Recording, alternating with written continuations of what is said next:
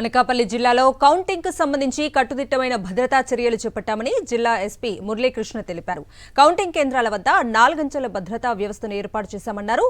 ముందస్తు చర్యల్లో భాగంగా నేర చరిత్ర ఉన్నవారిని అదుపులోకి తీసుకున్నామన్నారు. జిల్లా వ్యాప్తంగా ఎటువంటి అవాంఛనీయ సంఘటనలు జరగకుండా బందోబస్తును ఏర్పాటు చేశామన్నారు. ఎవరైనా చట్ట వ్యతిరేక కార్యకలాపాలకు పాల్పడితే కఠిన చర్యలు తప్పవంటున్న ఎస్పీ మురళీకృష్ణతో మా ప్రతినిధి నాయుడు మరిన్ని వివరాలు అనకాపల్లి నుంచి అందిస్తారు. మరికొన్ని గంటల్లో కౌంటింగ్ ప్రారంభమవుతున్న నేపథ్యంలో అనకాపల్లి జిల్లాలో భద్రతా పరంగా ఎటువంటి చర్యలు చేపట్టారనే విషయాలు మనతో మాట్లాడడానికి అనకాపల్లి జిల్లా ఎస్పీ కేవీ మురళీకృష్ణ ఉన్నారు. సార్ చెప్పండి సార్, రేపు కౌంటింగ్ జరుగుతున్న నేపథ్యంలో ఎటువంటి చర్యలు చేపట్టారు? కౌంటింగ్ ప్రక్రియ రేపు జరగనున్న నేపథ్యంలో మన అనకాపల్లి జిల్లాలో ఈ కౌంటింగ్ సెంటర్ అనేటటువంటిది డిస్ట్రిక్ట్ పోలీస్ ఆఫీస్ పక్కన ఉన్నటువంటి స్కూల్ బిల్డింగ్లో ఉంది.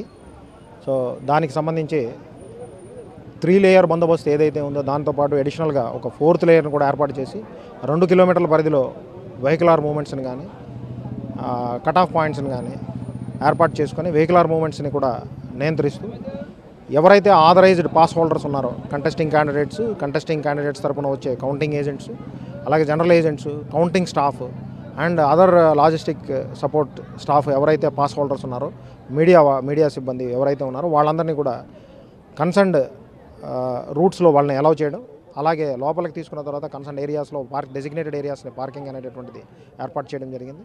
సో వాటిలో పార్కింగ్ చేసుకునే విధంగా పూర్తి బందోబస్తు అనేటటువంటి దాన్ని ఏర్పాటు చేయడం జరిగింది. దీంతోపాటు ఏదైతే లోపలికి అలౌ చేసే విషయాలు ఉన్నాయో వాటిలన్నింటిని కూడా ఏసీ వైజ్ మీటింగ్స్ పెట్టి ముందుగానే వివరించడం జరిగింది. అలాగే మీడియా ద్వారా కూడా తెలియజేయడం జరిగింది. ముఖ్యంగా లోపలికి ఏదైతే మన కౌంటింగ్ సెంటర్ ఉందో దాని ప్రెమిసెస్ లోపలికి మొబైల్స్ కానీ, ఎలక్ట్రానిక్ గ్యాడ్జెట్స్ కానీ, ఎలక్ట్రానిక్ వాచెస్ లాంటి పరికరాలు కానీ, అదర్ గ్యాడ్జెట్స్ కానీ నాట్ అలౌడ్, ఇన్క్లూడింగ్ పెన్స్ కూడా లోపలే ఆర్ఓ గారి ఆధ్వర్యంలో ఇవ్వడం జరుగుతుంది. సో అవి కూడా తీసుకురావాల్సిన అవసరం లేదు. ఓన్లీ ప్రింటెడ్ ప్రొఫార్మాస్ ఏవైతే ఉన్నాయో అవి ఆర్ఓ పర్మిట్ చేసినవి మాత్రమే అలౌడ్ ఉంటాయి. సో ఎవరైనా శాంతి భద్రతలకు విఘాతం కలిగించినా, కౌంటింగ్ ప్రాసెస్ని డిస్టర్బ్ చేయడానికి ప్రయత్నం చేసినా కఠినమైనటువంటి చర్యలు అనేటటువంటివి తీసుకోవడం అనేటువంటిది జరుగుతుంది. సార్, అంటే ముందస్తుగా ఎవరినైనా అదుపులోకి తీసుకోవడం కానీ, వాళ్ళకి కౌన్సిలింగ్ ఇవ్వడం కానీ, లేదంటే రాజకీయ పార్టీ నేతలతో సమావేశం జరపడం కానీ అటువంటి ఏమైనా జరిగాయి సార్?